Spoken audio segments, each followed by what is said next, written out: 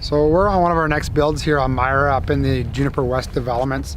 We're at the very initial stage. We're just going in for permit right now, waiting for some documentation. And what we're doing right now here on site is we're stripping off the topsoil, prepping the land with some rough grading so that when these permits drop, we're more prepared to get rolling. As you see behind us, we have piles of dirt, some sagebrush, some trees, and that's something we can't build on and isn't suitable for a foundation or driveways or anything like that. So what we do initially is we come in here, we strip the topsoil off and anything that's sort of in the way of the initial build and get it to an elevation that's close to where the final product needs to be. This is what you see back here is what the initial site looks like. Obviously we can't build on that with the overburden that's here and present, trees that would be right in the middle of the house. So initially what we do is we come in here, we set a rough elevation and we bring this overburden and this unbuildable material down to the elevations that we know that we're going to need to be at anyways. Once we get down to this rough elevation and we get rid of this overburden, we can now sort of lay out for the build.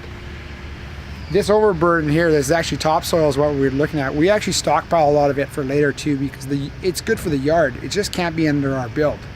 We don't want it under driveways, we don't want it under sidewalks, and we don't want it under our footings. But it is a good product for later on.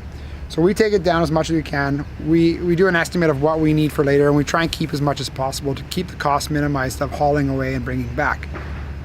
Once we get our permits, we'll have the site pinned and it'll lay out where the house is going to be exactly, and at that point we would start the excavation for the actual house. Right now this is just an initial prep. It gives us a better idea and gets us ahead of the process so that when these permits are here, we're not waiting for anybody else. We're ready to go. The house is going to be about a 5,000 square foot house that captures this whole back view, the panoramic view of the city of Kamloops.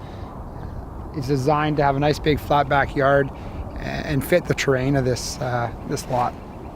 We always aim to have successful projects, and in the end our goal is always to be good friends with our customers. We don't want anything in the end to be different than the beginning. So if you're excited to build in the beginning with us, we want you to be excited to move in at the end.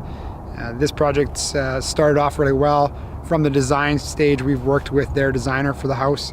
They have very clear goals and design ideas of what they want and a realistic budget to start. And that's the keys. If you have something you want and your budget matches that, in the end you're going to get the product and the home you want without the conflict or any issues in the end.